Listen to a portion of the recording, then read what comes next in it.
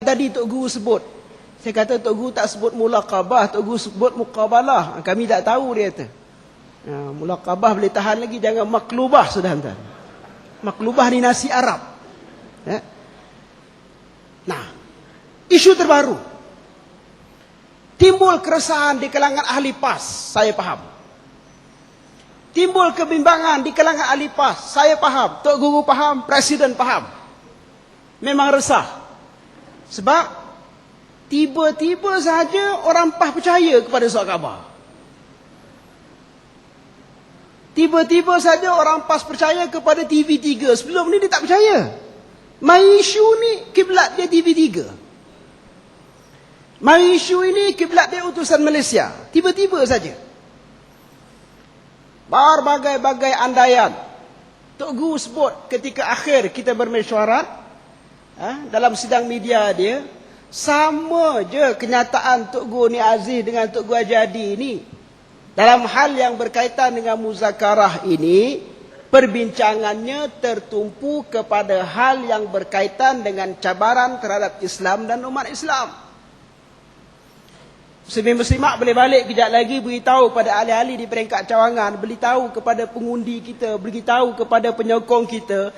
Tak ada langsung dalam fail PAS Pusat, tak ada langsung dalam fail pemimpin-pemimpin yang pergi bermuzakarah ini nak bawa PAS masuk Barisan Nasional ataupun UMNO. Tak ada langsung dalam agenda kita. Dan bukan itu mandat yang diberikan kepada kita oleh Majlis Syura Ulama. Sikap kita adalah, saya difahamkan, Tok Guru Presiden ada sebut pagi tadi. Sikap yang kita ambil adalah engagement. Orang nak mari bincang dengan kita.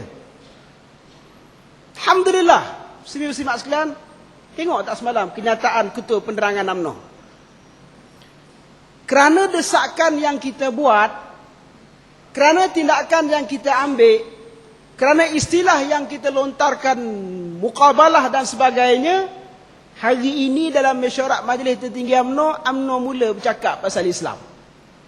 Kerana usaha PAS. Yang sebelum ni tak ada langsung mungkin agenda dia tentang Islam. Dalam perjuangan dia, Allahu a'lam. Tapi kerana force yang kita bawa, kita berjaya lontarkan topik itu untuk dibincang oleh pimpinan tertinggi UMNO. Kawan sekalian, itu kejayaan kita, kejayaan PAS. Isu nak masuk BN UMNO, tak ada. Malah saya sebut.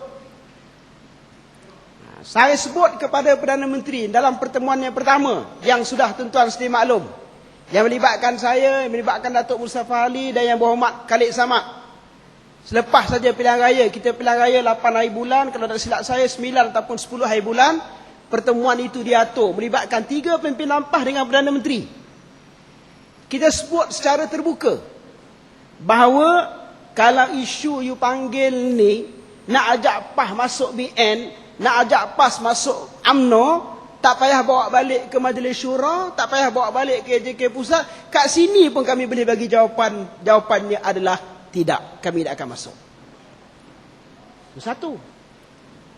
Yang kedua, ada juga, Allahu alam, kadang-kadang di kalangan ahli kita yang mungkin melatah sikit sebab dia tak ada information. Saya tak salahkan. Oh, dia kata ni buat ni kerana nak jawatan. Saya nak sebut muslimin-muslimat sekalian. Kalau nak kira jawatan ni, negeri Perak ini adalah negeri yang pertama yang kita ditawarkan macam-macam jawatan. Tanya Ustaz Mawang kalau dia tak percaya. Mungkin Ustaz Mawang tak cerita aja. Report sampai kepada kita.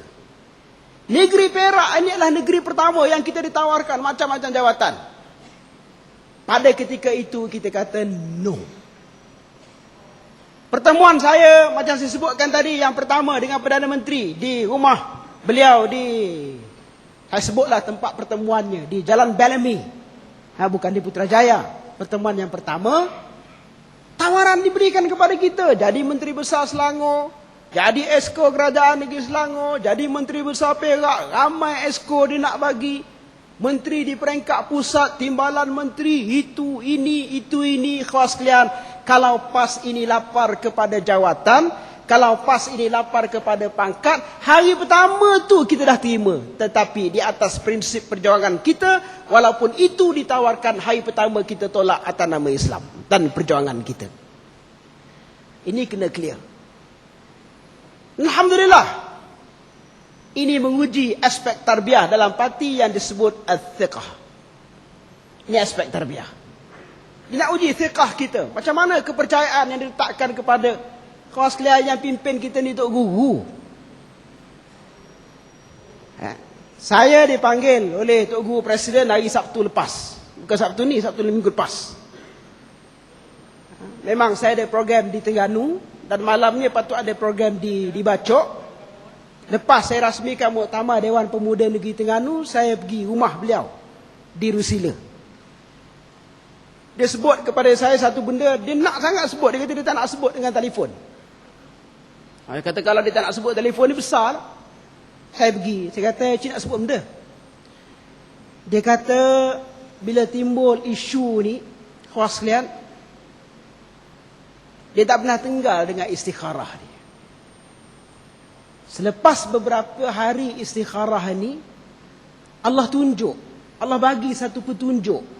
Bukan wahyu ni, kata Tok Guru Jadi dapat wahyu dah. Ya.